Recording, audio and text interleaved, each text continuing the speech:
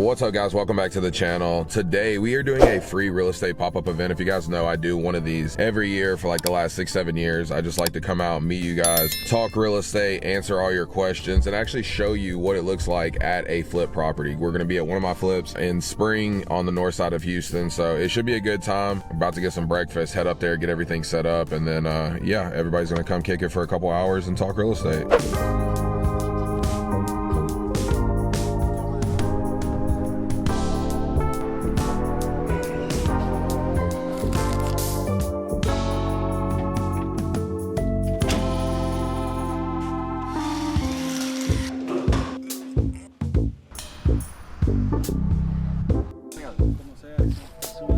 Yeah, so this deal, it was an off-market property. So I guess that's just kind of where we'll start, right? Like that's always been my focus, is off-market property. So the best deals are always gonna come off-market. You might be able to find some deals on the MLS. I've bought 2 houses off of MLS over my 10 years. You gotta make a lot more offers. You gotta deal with agents versus you're dealing direct to seller or wholesaler. So I guess that's the first place, is like you need to decide if you're gonna put in the work, right? Like if you have a job, you may not have the time to cold call someone, to text someone, to do direct mail, those type of things, right? For me, I utilize social media, as you guys see. We do texting. We're doing some like AI stuff with texting. It may last another year or so, because like we know how smart phones are getting to block text messages, and then you got to register with the carriers and lawsuits, and like there's all types of things that can happen or go wrong. So we do, right now we're doing, you know, some texting. I do small batch direct mail to like probate leads, which this is what this deal was. I do believe there was multiple like situations, like they were behind on taxes and it was a probate, and so there was like multiple layers, right? So if you're going to go direct to seller, you want to attack multiple layers, right? Because then you're going to get higher motivation.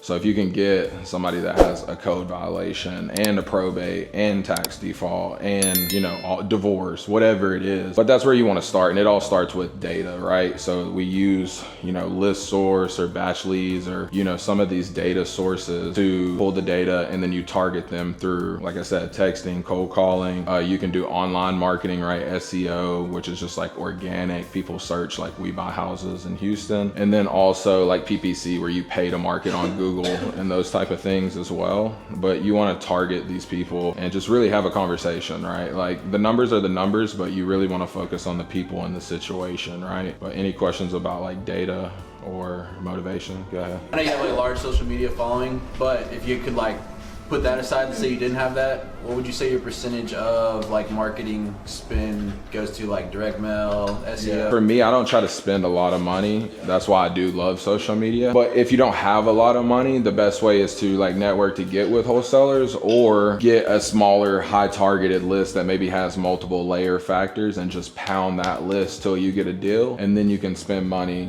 to, you know, do it. Direct mail it gets costly, right? That's why even me, I'm doing a drop this week. It's 500, right? Like that's not a lot. Yeah, so I'm very blessed when it comes to money because of relationships. I now use private money, but I started with hard money. To do more volume in real estate, you need to get to a point where you use private money, because now when somebody calls me, I can close a deal tomorrow if you have like clear title, you know? With hard money, there's always gonna be stipulations. And then I'm very blessed in the sense of like they trust me. So it's like they'll give me 100. So like this house, for instance, I got it for 220. I did a loan for 260. So like I got paid like, I think it was like 37,000 when I bought the house. Like no other lender is gonna do that. Now, the even better part is I don't have to pay monthly payments, right? Because if I had to pay monthly payments on 15 houses at $1,000 minimum a month, and some of those are more, like I would run out of money yesterday, you know? And this is why I want like having these events, because people like Drew, like there's so many people here that are actually like doing deals or have done deals. And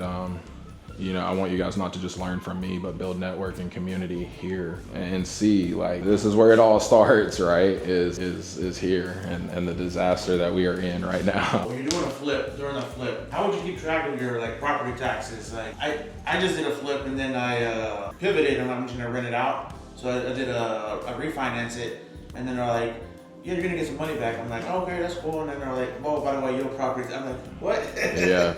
So with taxes, they typically prorate them, but it just depends on where you're at in the cycle, right? If we're towards I think it's like October to March, then it starts to get wonky because then like the New Year's taxes are coming out, it's probably going up, and then versus how much have you paid. So like all of ours are paid for the first year. That's also how I know, like I'm like, if I have a house sitting too long, and like because so our insurance policies are for 6 months, right? So if they're like, hey, this renewal is coming due next month, I'm like, oh fuck, we've already hit 6 months. Because sometimes like I have too many houses, right? So same with the property taxes, like they typically prorate them for the year. So if I ever hit a year, like last year I had like 3 properties where it's like, hey, you owe us like $5,000. I'm like, lovely, I wish this house would just sell, you know? But they typically prorate it from the time you own it. So from when the seller sells it forever, however long you own it. And then if you refi, then they'll just escrow that. Well, depending on what you choose, but I typically just choose to escrow it, because typically then once you sell the rental, you'll get a chunk back that they held in escrow.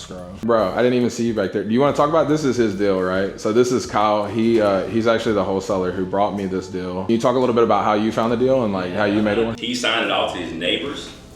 So the gentleman who owned this home that just sold it took over this property, did a couple things as far as like cleaning it up. That's all he did pretty much. And yeah, my VA got me in contact with him and got under contract for you. Can you talk a little bit about what was that conversation like with offers, and like what did they want initially? Yep. And so they had a set number. They knew what the mortgage payoff was, what they owed in property taxes, and the gentleman had passed property taxes. So they had a set number of what they wanted, and their number actually lined up with what I could sell it for wholesale wise. what were they asking? They were at 175. Was their locked in price. So I started about 150. I tried to go low. Hey, I know this house needs a lot of work. I mean, you can see the foundation shifting throughout the entire home, even with the repairs that they may have did, and in the front. Roof has been replaced. Of course, they chimed on stuff like that, but I was like, hey, this house needs a lot of work. I see, you know, the house is what they're selling for. This house needs a tremendous amount of work. 150 is where I'm at. They were locked in at 175. Dude literally cut me off halfway. It was like, hey, I know what you're trying to do. We're 175. I was the first person to come out. They had another gentleman that was gonna come an hour after. Don't even worry about it. Tell them don't worry, I'm gonna go ahead and lock it in today. Earnest turned in, it was a Friday, so I turned in my earnest same day and we were able to pull forward with the project. Can I ask you a question? Yes, sir. How important is it for you as a wholesaler to Yes, sir. find like a legitimate buyer or just a daisy chainer? I like that. pulling your leg? Yes, sir. How important is it? Like a buyer like Derek, like, you know, this guy gives you a number, he's Yep, solid. yep, and He's not gonna strangle away from you and come up with excuses last minute. It's a good question actually, because I've had that happen.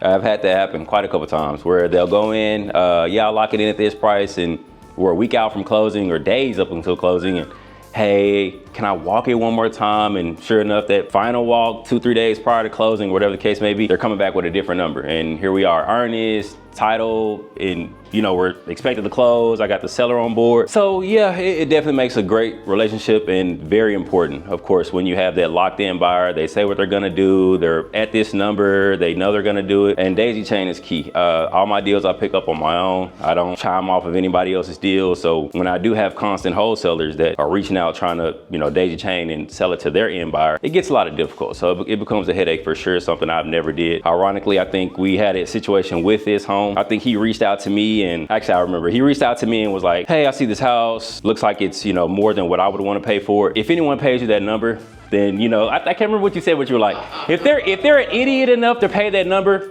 feel free. Somebody sent him the deal later that day, daisy chainer, calls me back. He's like, hey, I don't know who sent me or whose deal it is, but I just got it again. I actually do want to walk this on. Sure enough, he came in $5,000 lower than what my asking price was. So he was the one who paid the price.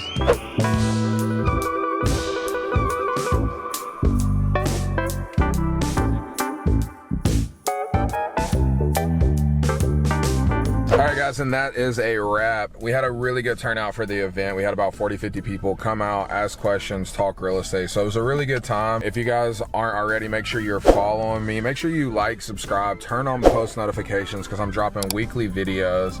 And we plan on having more events this week, so don't miss the next one. Until next time, guys, peace.